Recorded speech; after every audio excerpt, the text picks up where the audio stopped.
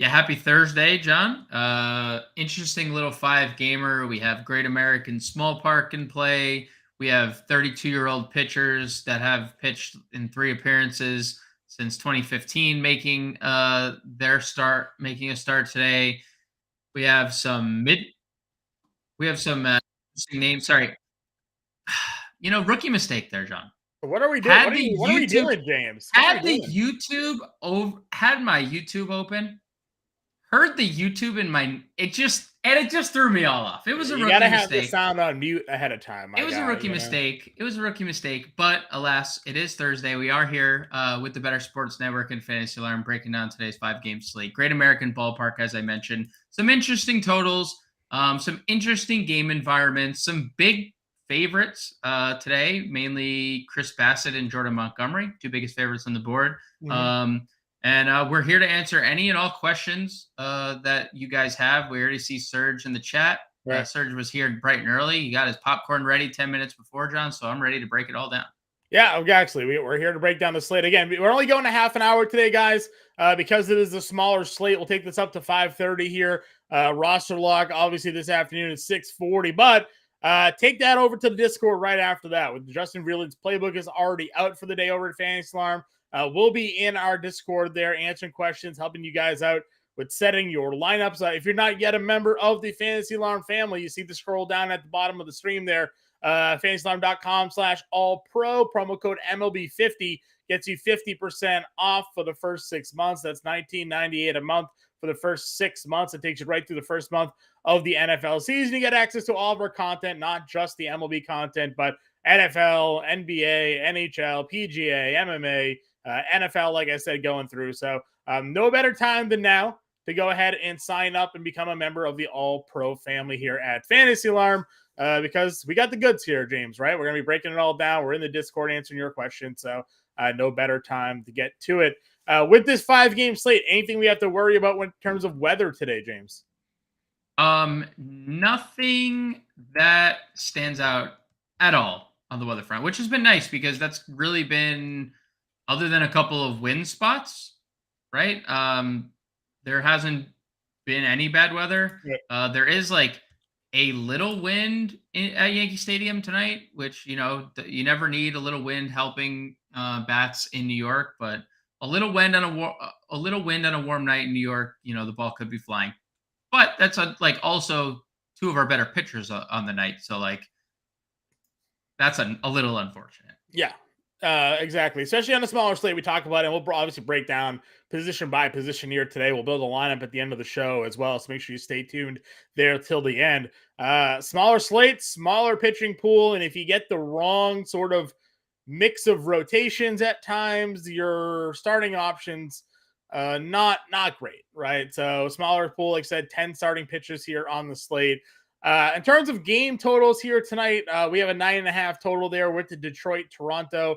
In Toronto, we've talked about how they moved the walls in rather in the outfield there in Toronto, leading to a lot of runs being scored. Philly, Cincinnati in that Great American Small Park, as we like to call it, opened up at 8. It's now up to 9. Minnesota, New York at 8.5. Pittsburgh, St. Louis at 8.5. And then Milwaukee, San Diego is currently sitting at a 9. We weren't really sure who was going to be pitching for Milwaukee today. DraftKings obviously had Bryce Wilson all day, but James, we just found out who will be pitching for Milwaukee today. Why don't you let the family know? Yeah, 32-year-old Colin Ray, who is a 2015 representative of the Futures game. Yes, 2015. He is well-traveled. He's pitched in the major leagues. All of 30-something games, 36 games in his career. He has largely pitched in the minors. He has spent the better half of, 1, 2, 3 seasons in Japan over the past few seasons. And, usually when you start breaking down guys who have been really made it in the major leagues and are suddenly resurfacing at 32, I mean, there's usually a reason.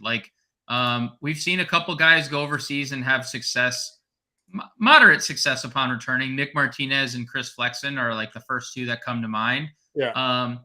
But we've also now seen the MLB catch back up to those guys, especially Nick Martinez, who also happens to be on this slate. So, I think it's going to be a tough day at the office for Colin Ray. I mean, welcome back, Colin Ray. Your first matchup is against the San Diego Padres. Right. So, that's obviously not all that great for him. And he's probably going to be a person that is stacked up at a lot tonight. Because Yeah, I'm going to take a look at the current run total for the team here over on DraftKings Sportsbook for the Padres. Now that we kind of know, they may even have taken it off the board at this point now that they've named a starter. But just do a quick little check here. Game props. Padres team run line at 4.5 at -125. Feels like that could go over. Certainly feels like it. Brewers are -145 over 3.5 with Nick Martinez. That too looking like a decent little line there. So, James, let's get into it. Let's break it down again. We go position by position. We're here to answer your questions as well. So if you're tuned in, you have a question for your lineup, if you have any bets, PrizePicks, DraftKings Sportsbook, wherever. If you play on FanDuel, just because we're talking about DraftKings here doesn't mean we don't talk about FanDuel as well. Get your FanDuel questions into us. We're more than happy to answer those and get you guys set for this evening slate. When we're looking at the pitching position here, again, smaller slate, smaller pitcher pool. A couple of names obviously stand out. Nick Lodolo has been an absolute stud beginning the year. $9,400 for him as your top price pitcher. You have Joe Ryan in Yankee Stadium at $8,800. Jordan Montgomery at $85 at home against Pittsburgh. And Chris Bassett $8,200 at home against Detroit. Pretty clear, obviously, top group there. If you had to rank them for us, James, here tonight, how would you go about it? So, this is tough because I think Nick Lodolo, and I don't think I'm saying anything too crazy here, has the most upside. I think there's no one on the slate that can match his strikeout potential. I mean, we just saw 9 and 12 in his first two starts. I don't think there's many other pitchers on this slate that has double-digit upside in terms of strikeouts. So if we're talking upside, I would have Lodolo 1, Montgomery 2, Bassett 3, Ryan 4. If we're talking just floor and who I maybe trust, I like Montgomery probably the most, a little ahead of Lodolo. I think the matchup is definitely better. I think Jordan Montgomery does have a pretty high ceiling. He did, throw 7 scoreless innings, 100 pitches in his second start of the year. So there's really no cap on his pitches, especially going into the third start if we've already seen 100 pitches from him. You would hope not, but Minnesota Twins just torched us with Sonny Gray. This is true. This is true. And managers do err on the side of caution with pitchers more often than not. So I would probably go Montgomery 1 in terms of floor. In terms of ceiling, though, it's really hard for me not to pick Lodolo just based on what we've seen and what we know of him in terms of the strikeout equity he brings to the table.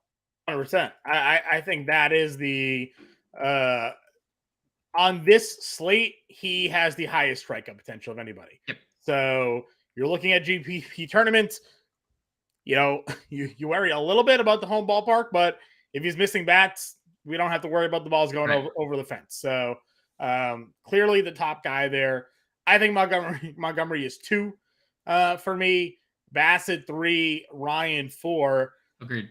We talked about it on the podcast. You like Brito here tonight, $7,700, but that was when we were talking about the lineup that Minnesota had been putting out. Minnesota back a bit more healthier today. We see Byron Buxton, Carlos Correa in their lineup. Miranda's hitting 5th. Still, the bottom half of that lineup, not too much to be worried about, but just getting Correa and Buxton back in the lineup certainly makes it a little bit difficult to get through.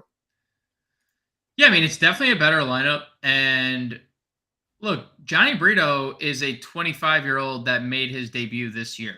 He wasn't a highly coveted prospect. He's not this up and coming thing. 25 isn't old by any stretch. Aaron Judge made his debut at 24, right? He took a longer route to the majors. Johnny Brito's doing the same thing, but he didn't really miss a lot of bats his first 2 starts. His ERA of 0.9, his expected ERA is 5.08. This is a tough-ish spot. The Twins do have a decent lineup when guys are in the lineup. Now, right. Correa with the back. Is the back going to flare up? We're not sure, but I'm sure they wouldn't play him if they felt like he was at risk of re-injuring the back. It's a little warm. There's a little Right. wind in New York. So yeah, I like Johnny Brito. There is definitely some merit to liking the Twins on the flip side of things too. Like I think the Yankees bullpen's a little beat up too. So you can get to Sure. them. This is not a bad spot ultimately. So I like Brito, but I also have John, this is like we liked Nathan Eovaldi a lot last night, and we were Yeah. wrong. We were very wrong, obviously. But like that kind of had us short-sighted on like the He still had 7 potential. strikeouts, by the way. The strikeouts were great, but Right. but we were short-sighted, like where we were just kind of poo-pooing the even possibility that he would Right. get hit. That's on us, and that's kind of what Brito feels like tonight. Like I like Johnny Brito in tournaments because everyone is going Lodolo, Bassett, Montgomery. That is like Yeah. a pair of those two, all are 40% owned. Joe Ryan's the obvious pivot, but like below the top list of guys, it's probably Johnny Brito. I think Nick Right. Martinez is going to be weirdly owned, and I don't understand it because he's just not good. I guess if he keeps the ball on the ground, he's okay. But Brito has the most upside of this sub 8K tier. But there is like a world where he gives up 6 earned because we've seen him in the major leagues for 2 career starts, and now the Twins are starting to get some of their guys back. Yeah, I think Martinez finds himself with some rostership tonight for the win equity. San That's Diego, it, right? That is that's it. it. San Diego is such a big favorite here tonight. If Martinez finds his way through 5 innings here tonight, then you get the win, and maybe he gets you 15 fantasy points Right. at $7,400. Listen, Milwaukee, for as much as we do like them, they were better at home so far to this point in the year. You look at some of their road games lately. I mean, they've been okay, but there's a world where Martinez goes out and maybe gives you a start like he did in opening day, where 7 innings, 3 or 4 runs, 5 strikeouts, and boom, gets the win, and you're at 17 fantasy points. So I think that's maybe what people are looking at as that mid-tier range, but there's nobody else in the slate that we're talking about here. We're not going to play Turnbull, Velasquez, Falter. You're not going to play the Colin Ray, obviously. So, if you're in need of that salary relief, and Martinez, Brito will fit. Otherwise, yeah, Lodolo, Montgomery, Bassett, Ryan to be contrarian tonight for sure. If we're going on over to the catcher position here, James, it's good to do this live now. Earlier in the day, when we do the podcast, we're breaking it down. We're just sort of speculating what catchers could be available. We're looking at some value. Maybe there is, maybe there isn't. The top guys that we looked at are all on the slate. Real Muto, 52. Contreras, 44. Tyler Stevenson against that lefty at $4,200. Alejandro Kirk was somebody that you pointed out there, hitting 6 at 4K. Those are your top options really on the slate for catcher. But Kirk Casale is in the lineup at $2,100 against a lefty, and that is a matchup that, at times when it came to punting, we were okay throwing in a lineup here or there. Yeah, so last year against left-handed pitching, Casale only hit 218, but 353 OBP, 491 slug, 844 OPS, 273 ISO, 365 WOBA. Like not an average guy, but power, right? There is power. We're talking about the righty-lefty split, and we're in Great American Ballpark. So I don't dislike Casale for savings. The issue is like, do we need to get there? Like, it depends on where you're going. You can, if you're playing Toronto or if you're now playing San Diego, which I assume both those stacks are going to be 2 of the more popular ones on the slate, then yeah, you probably do need Kirk Casale or someone this cheap. If not, like, I'd obviously rather. It's like the Adley Rutschman and James McCann thing from Wednesday, where like Adley Rutschman is just infinitely better than James McCann. Yeah. But we look at James McCann, you're like, wow, he's hitting 4th and he's 2,400. Why wouldn't I just punt James McCann? And not that Adley was amazing or anything, and was like today and walk off homer was today. But like it didn't hurt you. But like more often than not, playing Kirk Casale and James McCann over Tyler Stevenson and Adley Rutschman probably hurt you more often than they help you. So like I'd rather play Stevenson, but like saving $2,100 off of the other Cincinnati Yeah. catcher isn't a bad Yeah, it all idea. depends on your lineup construction. Like you said, now if all of a sudden you're looking to get a Soto and a Bogarts in your lineup, probably can't spend up at catcher to do so, right? Given Right. given the way the rest of the slate is. So I'm with you there. For me, it's you pick a Cincinnati catcher. Those are the two I want to put in here in my lineup tonight. It's either Stevenson or Casale to punt. It's nothing to take away from Kirk, obviously being that Blue Jays lineup who he homered the other day. Or we know Real Muto, it has a lot of talent in that ballpark as well. Contreras gets Vince Velasquez, what a gas can he is, but it's the ballpark in Cincinnati. It's the matchup against the lefty that we like both of those guys here for sure. Moving on over to first base. Again, talking about top tier guys here. Goldie's at 59, Vladdy's at 57. $1,000 price drop down to Anthony Rizzo hitting third here tonight for the Yankees going up against Minnesota. You generally like Rizzo in that Yankee Stadium ballpark there. Top three guys for you. Are you looking to spend up at first base this evening? You can. I mean, there's nothing wrong with getting to Goldie. He'll be a lot less owned than we've seen him in the last three slates, considering they're not in cores anymore. I think Vladdy is probably your top spend of the day at first. One of the top spends on the day in general. Spencer Turnbull's been terrible. Vladdy's hit right-handed pitching extremely well his whole career, this year included. So, I'm definitely okay getting to Vladdy. Things got a little more interesting again with the San Diego stuff, considering they have both Nelson Cruz and Jake Cronenworth first base only here against Colin Ray. I mean, if you're building out a San Diego stack, like very open to using either one of them. Over Cruz, right, with the righty on the mound. Probably, but like I'm perfectly fine getting to Nelly. Nelly's been good, and Colin Ray. I mean, if he was shipped off in Japan, it wasn't like only lefties were hitting him, or like shipped off to making 36 professional outings in a span of 8 years. Like it's not only lefties hitting him. So it's probably Cronenworth. Cronenworth's probably the lean, but I have no problem getting Nelly Cruz either. I forget if you mentioned it at the top of the show. I'm just gonna take a look at the quick lefty righty splits there for Ray here. Let's see here. Lefty versus righties in his career. Righties 802 OPS. Lefties a little bit worse there, 713. Some of these are obviously bullpen outings, not necessarily a fair shake in terms of how he is as a starter, but definitely pretty interesting there. Righties certainly doing a little bit more damage. So maybe you're right there with Nelly Cruz. Mid-tier range, and we're not playing any of the Pittsburgh guys here. Alec Bohm gets Lodolo. We do like Bohm. Do you care for the matchup here though? I mean, Lodolo can give up a home run, and Bohm's been really good, so it's a great hitting environment overall. Like Cincinnati is hard place to ignore. So I mean, I don't dislike Bohm. He's not like a priority of mine, but I can get to him in tournaments. Okay. And then value tier, we have Rowdy Tellez at 32. Frankie Cordero back in the lineup. Man has all the power in the world. Will Myers at $2,700 hitting the middle of that Cincinnati lineup for us there. And then we got Brandon Belt at $2,500 hitting seventh against Turnbull. Yeah, I really like the value tier. Rowdy Tellez, I like against Nick Martinez for a cheap home run.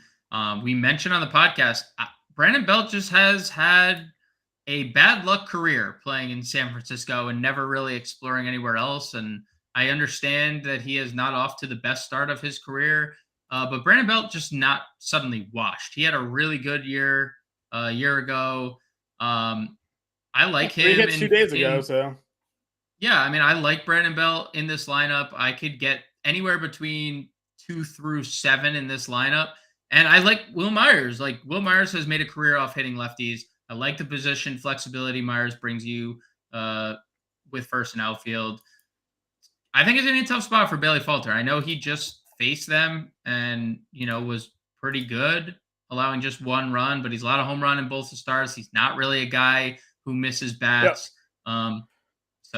I like any of those value guys. Myers probably being my favorite. Belt, I do Sarge like wants to know Belt who the quite a bit. go-to first baseman is. To me, it's Vladdy for me at 57. If I'm spending up, otherwise we're going value tier. Yes, Yep. agreed. Second base here.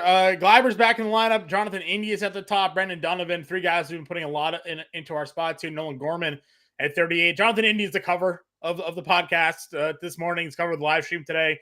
For me, he's the number one guy leading off against Falter. Yeah, number one guy. The price is what the price is. I don't love it, but he does have stolen base upside.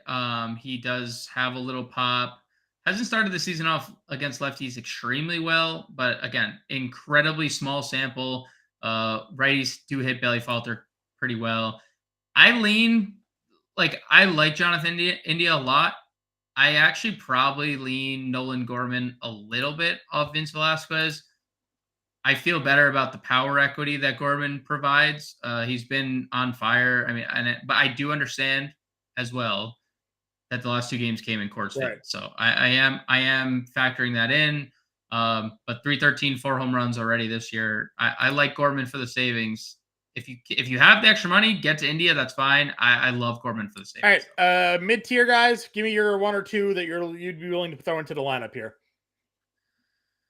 I mean, Nick Matone is perfectly fine leading off for the Detroit Tigers. Home runs in back-to-back days. It's not something that's like we're gonna see every day or really ever, but ride the streak while it's hot. Chris Bassett hasn't been great. I mentioned it last start or prior to last start. I mean, the St. Louis start was a disaster. There was a little bad luck behind it. 5 home runs already this year from Chris Bassett, though. So I like Nicky Matone and Eduardo Julian leading off for the Minnesota Twins. Stone Cold Mim. He's got a little speed, so he's like Luis Arias light, where he is an on-base freak of nature. Sure. So at 2K leading off, don't hate that at all. Yeah, just a couple more minutes left in the show, guys. You can get us your questions if you have them. Otherwise, we'll be in the Discord helping you all out with those lineups as well. Third base position here, James, usually where we look to spend up. But we do have a value play that we do like tonight. Steer at $3,000. Feels like he's going to fit into a lot of builds there. Going to get that righty-lefty matchup against Bailey Falter at $3,000. But Machado there against Colin Ray, now much more appealing. Nolan Arenado at 54, and the forgotten Blue Jay, Matt Chapman at 5K. Yeah, so Machado is obviously the spend up. Matt Chapman, he's no longer the forgotten.